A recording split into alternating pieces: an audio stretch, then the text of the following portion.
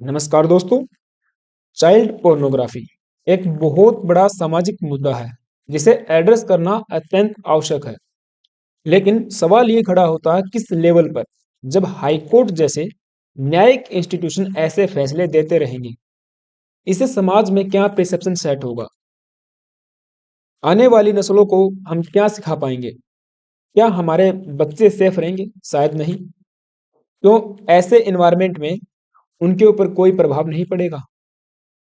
और शिक्षा का स्तर तो वैसे भी देश में डे बाय डे गिरता ही जा रहा है, जो अपने निम्नतम स्तर पे है। खैर, कम टू द पॉइंट।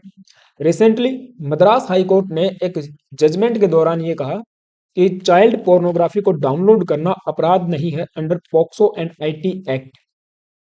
ये मामला था तमिलनाडु का।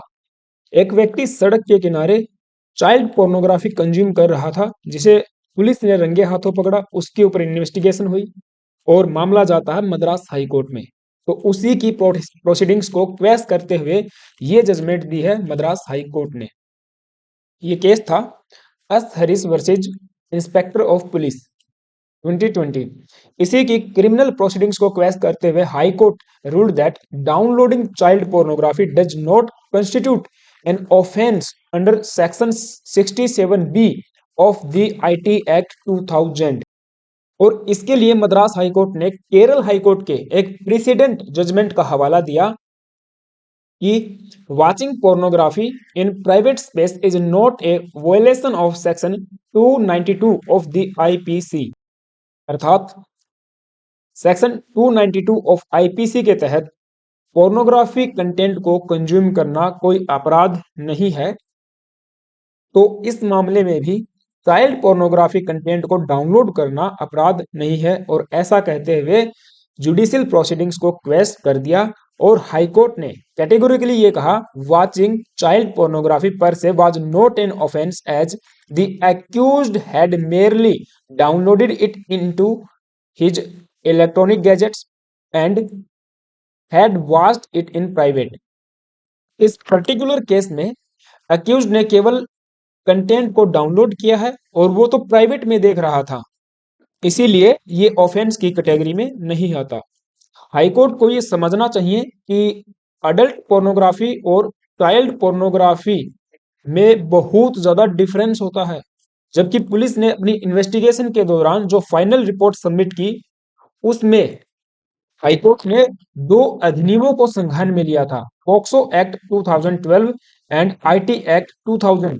मामला बड़ा ही पेचीदा है। तो इसको लेकर, इस जजमेंट को लेकर इश्यूज क्या क्या है, उनके ऊपर एक नजर बना लेते हैं। सबसे difference different interpretation of section 67B। जैसा मैंने आपको बताया, मामला दर्ज हुआ था POCSO act and IT act के तहत, but high court did not reproduce section 67B in its judgment for justification. Madras high court ने तो किसी दूसरे हाई कोर्ट के प्रेसिडेंट जजमेंट का हवाला देते हुए इसे दरकिनार कर दिया। जबकि फैक्ट ये है कि चाइल्ड पोर्नोग्राफी से संबंधित कंटेंट को यदि कोई कंज्यूम करता हुआ पाया गया, तो वो सुफिशियंट है to attract the application of section 67B clause B of the IT act. लेकिन हाईकोर्ट का तो कहना यह है, in order to constitute an offence the accused must have published, transmitted, created material depicting children in sexually explicit act और conduct.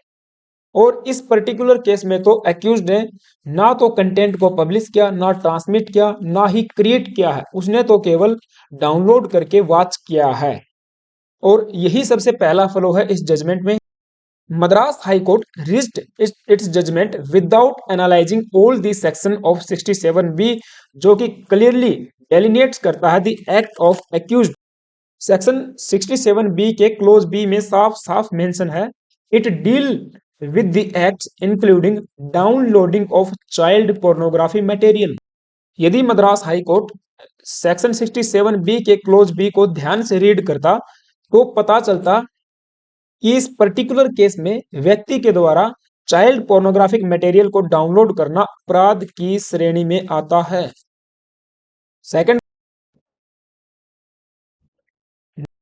Of constitutional validity of section 67 B बताया जाता है कि केरल हाईकोर्ट के जिस फैसले का मद्रास हाईकोर्ट ने हवाला दिया है वो Anees versus state of Kerala है, but it did not pertain to child pornography. ये मामला अडल्ट पोर्नोग्राफी से संबंधित था और यहाँ पे केरल हाईकोर्ट इसके साथ साथ सुप्रीम कोर्ट ने ये कहा था कि अडल्ट पोर्नोग्राफी को प्राइवेट में कंज्यूम करना सेक्शन 292 ऑफ आईपीसी के तहत अपराध नहीं है, but downloading sexually explicit material pertaining to children is clearly an offense under IT act. और ऐसा भी अभी तक कोई मामला सामने नहीं आया है जब सेक्शन 67 बी क्लोज बी को चैलेंज किया गया हो या इसे अनकॉन्स्टिट्यूशनल करार दिया गया हो। तो मद्रास हाईकोर्ट ने साफ साफ इस सेक्शन की अनदेखी यहाँ पे की है। दूसरा, पॉक्सो एक्ट भी इसमें शामिल था, इसका सेक्शन 14 शामिल था जो कहता है using child for pornographic purpose. तो इस मामले में व्यक्ति ने, एक्यूज्ड ने किसी चाइल्ड का पोर्नोग्राफिक पर्पज के लिए इस्तेमाल नहीं किया, तो ये तो चलो उसके ऊपर पॉक्सो तो लागू नहीं होता है, ये तो ठीक है कि एक्यूज्ड ने किसी बच्चे को सेक्सुअली असोल्ट किया है या उससे संबंधित मटेरियल को पब्लिश किया, क्रिएट किया या फिर उसको ट्रांसमिट किया, ऐसा तो उसने कुछ नहीं किया। लेकिन सेक्शन 67 बी तो क्लियरली मेंशन करता है कि डाउनलोड करना भी अपराध की श्रेणी में आता है। तीसरी बड़ी बात पे जाने से पहले आप सभी से छोटी सी रिक्वेस्ट है, प्लीज से यदि आप चैनल पे नए आए हो एक सब्सक्राइब करके जाना और बेल आइकन को प्रेस कर देना। थर्ड पॉइंट है incomplete reference to Kerala high court judgment. Critics का यही कहना है कि मद्रास हाई कोर्ट ने केरल हाई कोर्ट के जिस प्रेसिडेंट को रिफर किया है उसकी किसी भी डिटेल को मेंशन नहीं किया, उसके टाइटल को, ईयर को या फिर दूसरी कोई डिटेल्स प्रोड्यूस की हैं। So that's why the ratio of this case does not apply to the cases of child pornography, particularly to the one under consideration. तो मद्रास हाईकोर्ट वाले मामले के ऊपर केरल हाईकोर्ट वाले मामले की जजमेंट लागू नहीं हो सकती। फोर्थ पॉइंट है excessive reliance on section 482 of CrPC. एक केस था the state of Haryana versus Bhajanlal 1992। इसमें सुप्रीम कोर्ट ने कुछ गाइडलाइंस को सेट किया था जुडिशरी के लिए, जिसमें हाई कोर्ट, सुप्रीम कोर्ट या फिर लोअर कोर्ट भी शामिल हैं। गाइडलाइंस ये कहती हैं कि किसी एफआईआर में या फिर किसी कंप्लेंट में प्राइमा फेसा ये लग रहा है कि ये अपराध नहीं है, ये जो पर्टिकुलर केस आया है इस पे कोई भी सेक्शन या फिर कोई भी एक्ट लागू नहीं होता दिख रहा, तो जुडिशरी स्वतः संज्ञान ले सकता है और मामले को क्वेश कर सकता है। हायर अथॉरिटीज को ये लगे कि एफआईआर या फिर कंप्लेंट में मेंशन डिटेल्स किसी अपराध की श्रेणी में नहीं है या फिर अपराध ही नहीं है किसी एक्ट या फिर किसी सेक्शन के तहत, तो उस मामले को रफा दफा किया जा सकता है। और ये एक्स्ट्रा ऑर्डिनरी पावर्स दी जाती हैं section 482 of CrPC and article 226 के तहत, और देश की जुडिशरी इन पावर्स को एक्सरसाइज कर सकती है। तो मद्रास हाईकोर्ट के ऊपर भी यही आरोप लगता हुआ दिख रहा है। The Madras high court used its inherent powers under section 482 of criminal procedure code to prevent misuse of the process of court and quashed the judicial proceeding in that particular case. क्योंकि पुलिस की जो एफआईआर है उसमें तो साफ साफ mention है कि एक्यूज्ड ने चिल्ड्रन सेक्सुअली मटेरियल को डाउनलोड किया है, उसको कंज्यूम किया है, जो कि सेक्शन 67 बी के तहत साफ साफ एक अपराध की श्रेणी में आता है।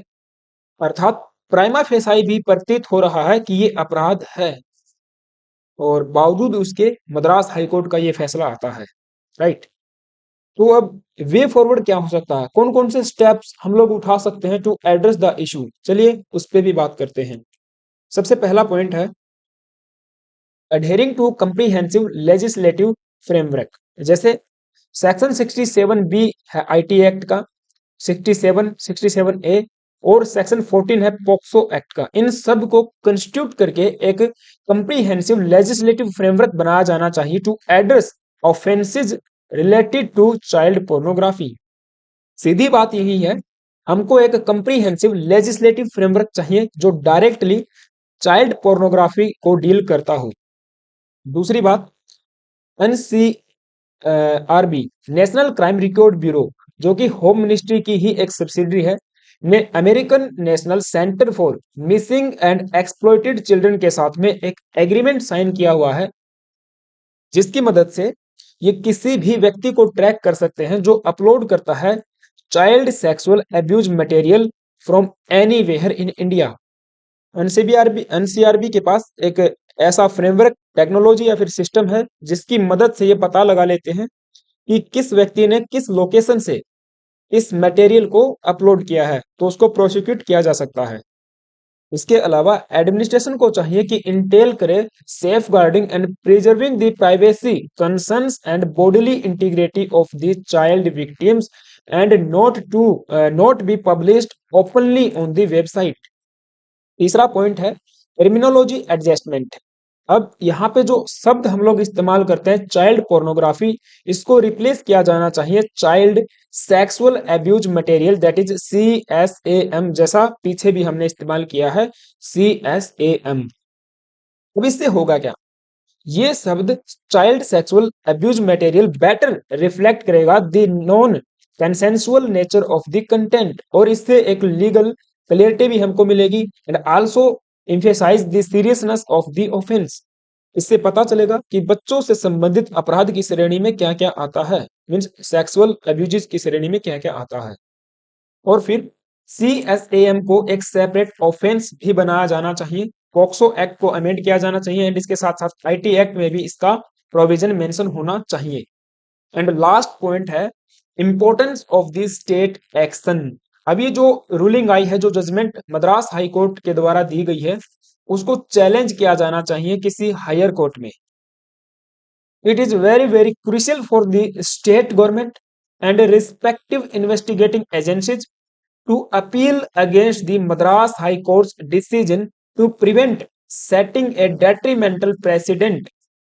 इस तरीके के फैसले, इस तरीके की अनदेखी समाज में गलत अवधारणाओं को जन्म देती है, जो समाज के हित में भी नहीं है। तो मेरा पर्सनल मानना भी यही है, इस फैसले को हायर कोर्ट में चैलेंज किया जाना चाहिए। तो ये आर्टिकल था और ये न्यूज थी। आई होप कि आपको सारी बातें समझ में आई होंगी। आपका क्या ओपिनियन है इस मुद्दे पे, मुझे कमेंट बॉक्स में आज जरूर से जरूर बताना और अपने विचार आप खुले तौर पे रख सकते हो। Thank you guys, have a nice day.